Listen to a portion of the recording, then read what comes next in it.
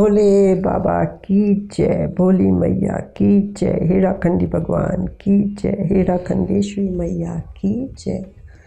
I'm Meena Chandra from Delhi. I came to Prabhuji in 1976 and have been in Prabhuji's at the Lotus Feet since then. It was actually at Dr. Lal's house. Vimy auntie and uncle, they were very close friends of our in-laws, and that's how we came to them. Already I was expecting my daughter, who was overdue, and we came to Prabhuji, or the whole family.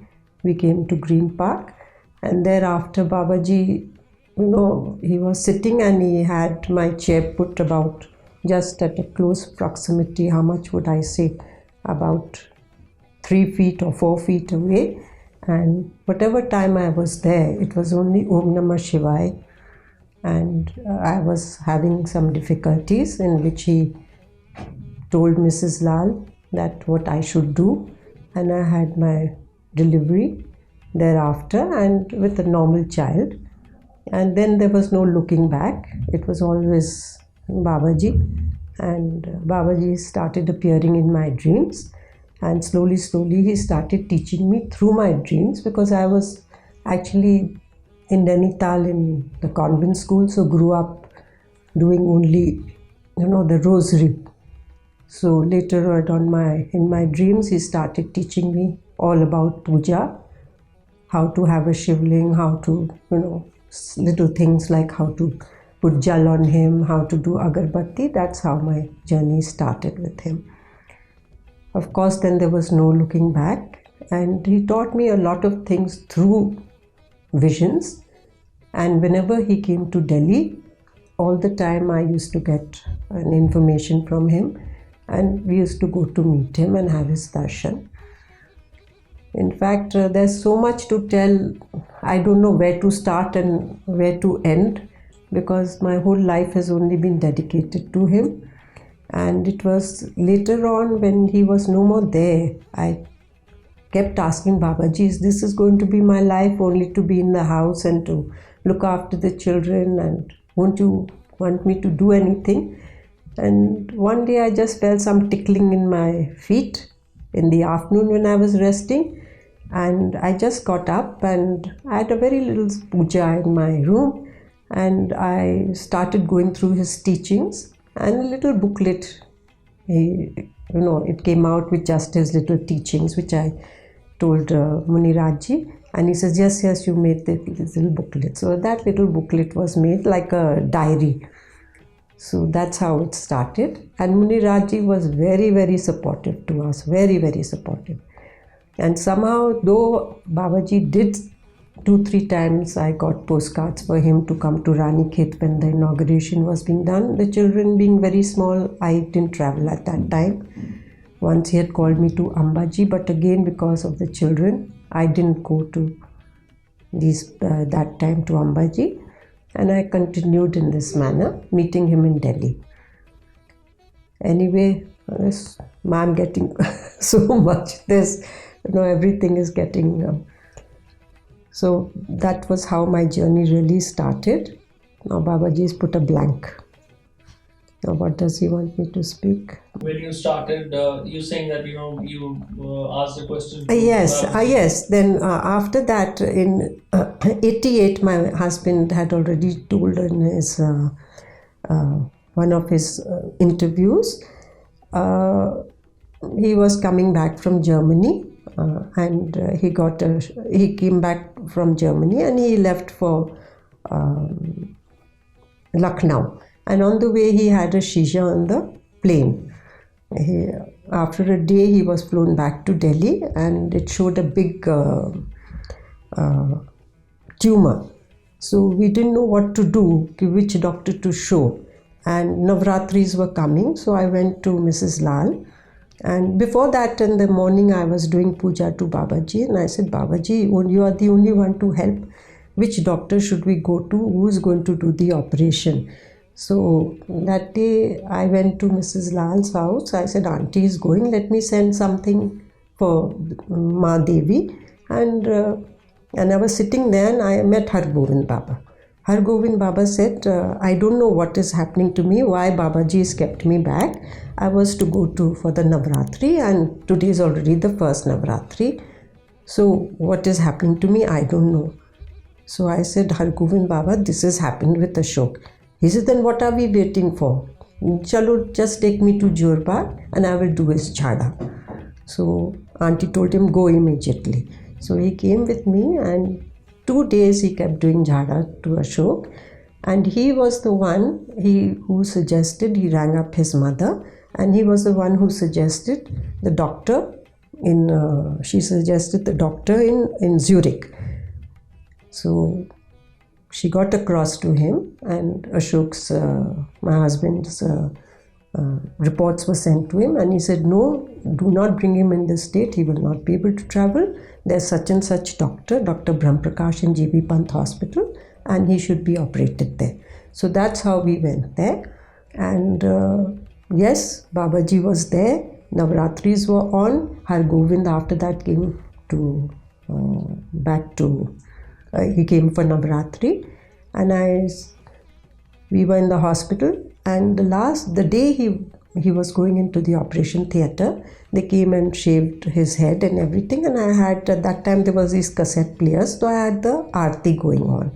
And all of a sudden there was this swish type of a noise, and there the whole figure of Babaji was standing, and both of us were stunned and we didn't know what to do. So I mean, we got glued on our chairs. Anyway, Babaji went away. We just did pranam to him, and my husband went into the operation theatre without any fear at all, without any fear. And as he had mentioned before, we knew the doctors. In fact, we didn't even expect that so many doctors were there from best of the hospitals in Delhi. His operation went very well. They called me in the middle. They said, there's nothing to fear. We don't expect there's anything else. And they took out a ball of, it was the size of a ping pong ball of a tumor, which with Babaji's grace, it was not malignant. And though it took him time because he lost his speech and it came back slowly. But yes, Babaji gave him another life. And then it was during that time when Mahaprabhuji's Charan Padukas came to Dr. Lal's house. This was in October 13th, 1988. And Auntie said, you must bring Ashok for Havan. So we sat he didn't sit at the Havan, but we were there. And Shastriji only told him, okay, yes, for his speech, after the Havan, this is what you pick up and you make him eat. So that's what we did. There was a little dry fruit like a badam, which he had, and slowly his speech became better. That has been a big miracle on us.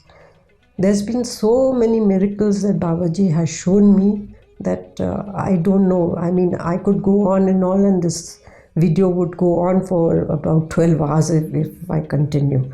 So I think that was one very big, very big miracle. And both my children have been born with Babaji's grace. I've told you about my daughter. Concerning my son, now I've always had some difficult trouble having children, and I was made bed rest, and Babaji, I used to write to Babaji and he used to send back postcards asking me to do Om Namah Shivaya.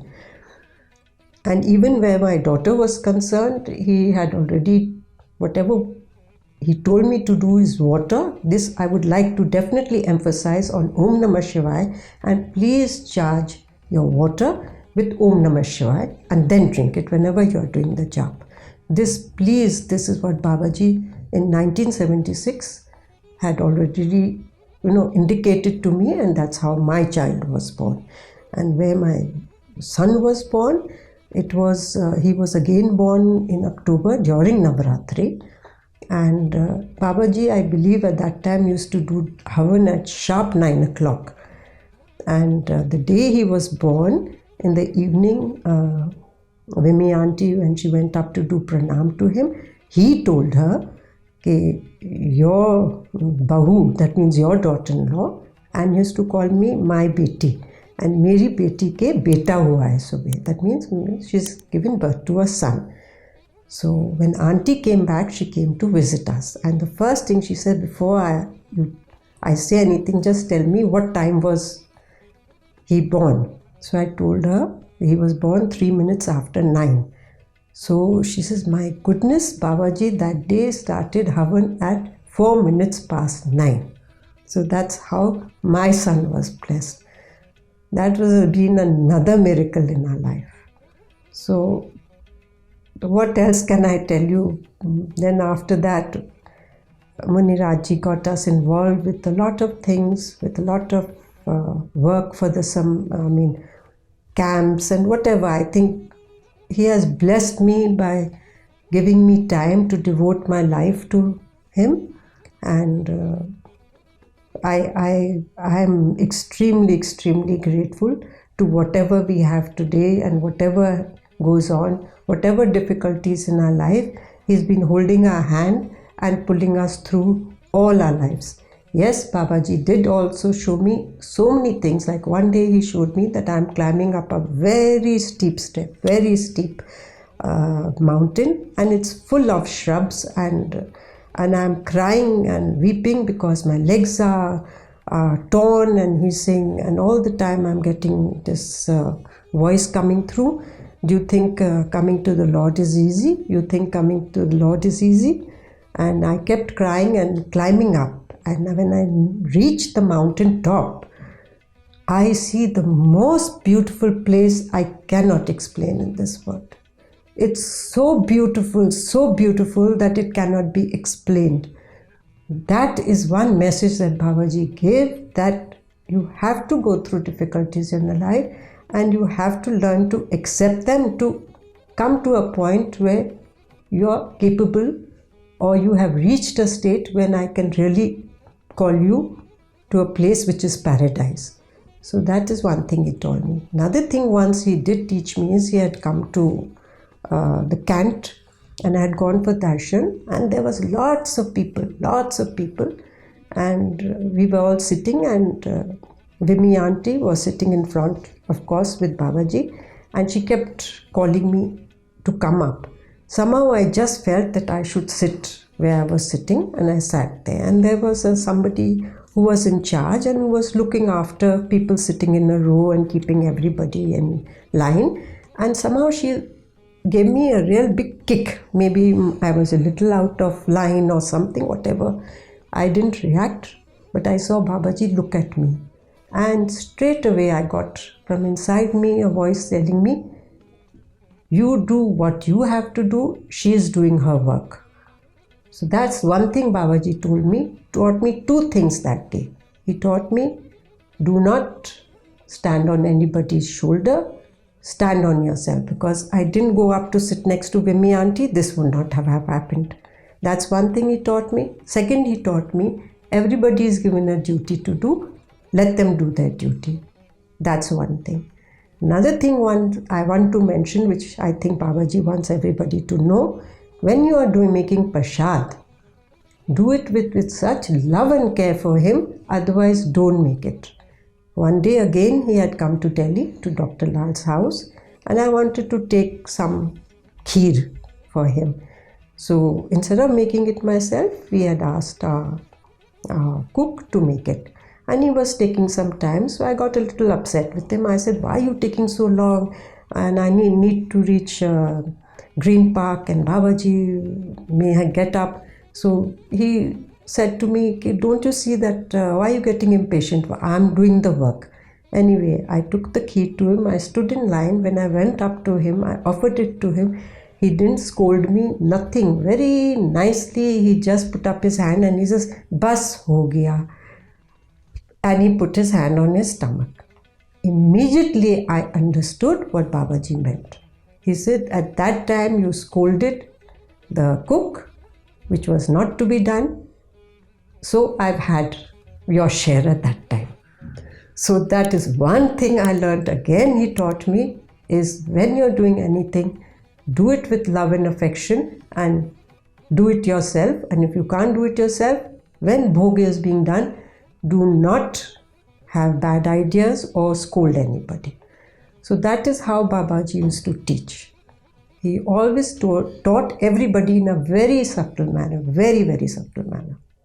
And yes, Babaji wants me to tell another thing is that once he gave me a vision that I'm coming down a mountain, and on my left hand side there's a very, very old mandir, and I go in. It's very, very old, very, very ancient, and that time there were like murtis and there were like wooden fencing all around and a big courtyard. So I'm going to all the murtis and doing pranam, and there's this big Lord Shiva murti, and I do pranam, and I turn and I feel that someone is sort of giving me a pat on the back.